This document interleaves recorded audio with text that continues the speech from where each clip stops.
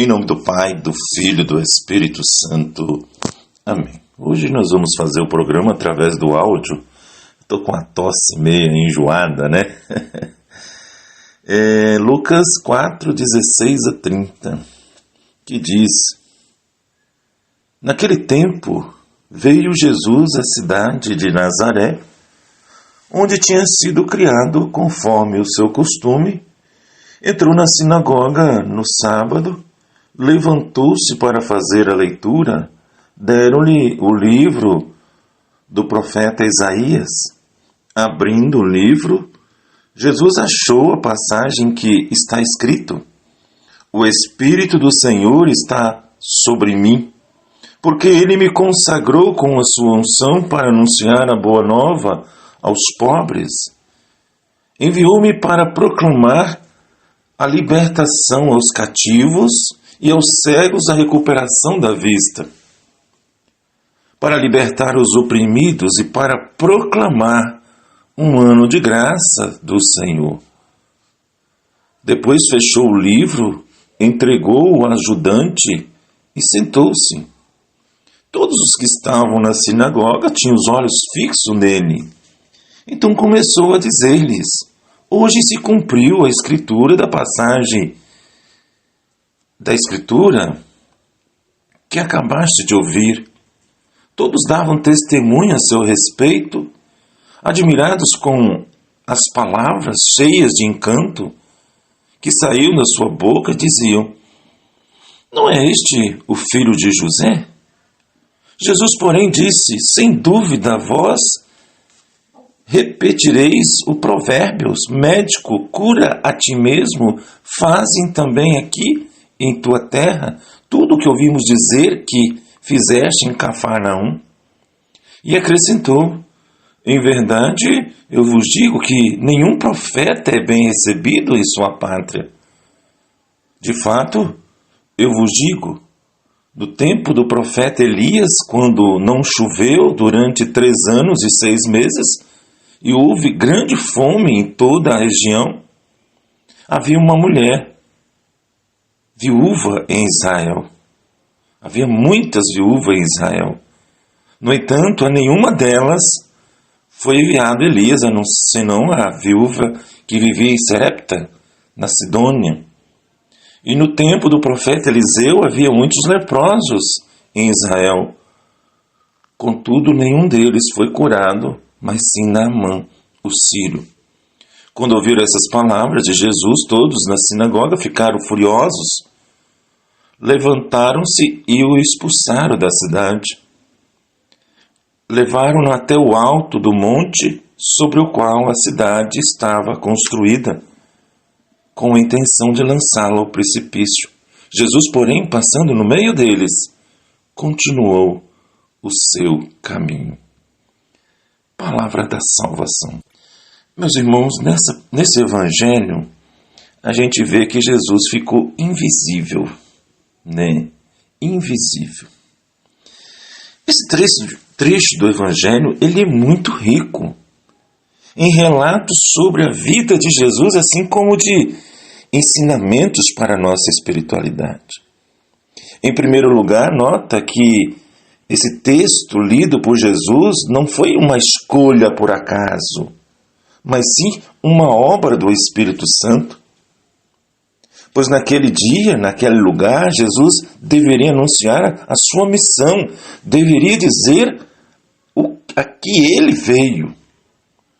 Em seguida, nós notamos grande admiração dos ouvintes ali presentes e os questionaram: não é o filho de José?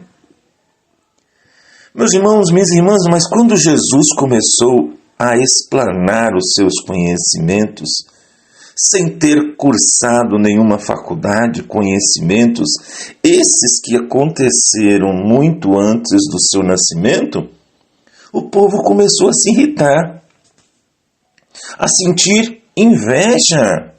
Isso mesmo, inveja. A questionar a sua pessoa como quem se diz: quem ele pensa que é? E por isso, meus irmãos, minhas irmãs, o levaram ao cume de um morro com a intenção de jogá-lo lá de cima. Porém, Jesus, pleno de poderes, simplesmente se livrou dos seus opositores de forma espetacular e também inexplicável para os incrédulos. Acontece que o seu momento ainda estava muito longe de acontecer. Ele não poderia ser morto, pelo menos por enquanto. Ainda era cedo. O profeta Isaías viveu 6 séculos antes de Jesus. E naquela leitura, vemos que o Filho de Deus anuncia sua missão e no final, em vez de ser reconhecido, aclamado, foi ameaçado à morte. Para qualquer um de nós, meus irmãos, minhas irmãs, isso seria motivo de o suficiente de desistir da missão, não é isso? Vou pregar nada, pô, vai me matar aqui, ó, né? Desistir da missão sem mesmo ter começado. É possível que um pregador, ao visitar uma área, né, ou uma escola, para anunciar o Evangelho, possa ter alguma experiência um tanto desanimadora.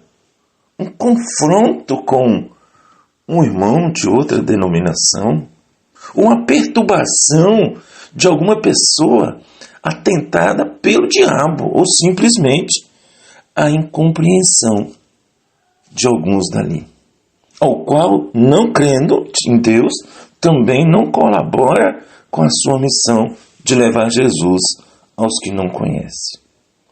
Meus irmãos, minhas irmãs, é preciso coragem. É preciso fé naquele que nunca desampara os seus colaboradores.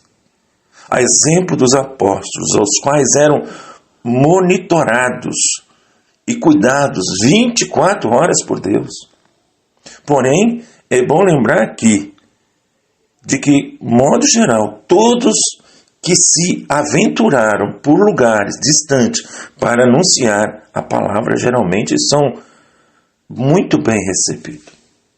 É possível que haja algum enfrentamento por irmãos seguidores de outras denominações, pois nesses lugares é grande o avanço, né, de outras denominações, com o objetivo de explorar o irmão, a irmã ingênuos. E também com a intenção política, visando voto. Mas, irmãos e irmãs, Jesus não desanimou. Passando pelo meio deles, continuou o seu caminho, continuou o seu projeto de salvação da humanidade. Para finalizar, eu quero dizer para você, façamos nós o mesmo. Isso mesmo, você, meu irmão, pregador, você, catequista, não desanimemos, pois estamos protegidos pela força do alto. E a nossa missão, colaborar para o crescimento do reino de Deus. É o nosso dever evangelizar. É a nossa obrigação, irmãos e irmãs, levar o irmão, o Cristo Salvador. Que você tenha um bom dia, uma boa semana, em nome do Pai, do Filho e do Espírito Santo. Amém. Até aqui nos ajudou o Senhor. Paz e bem.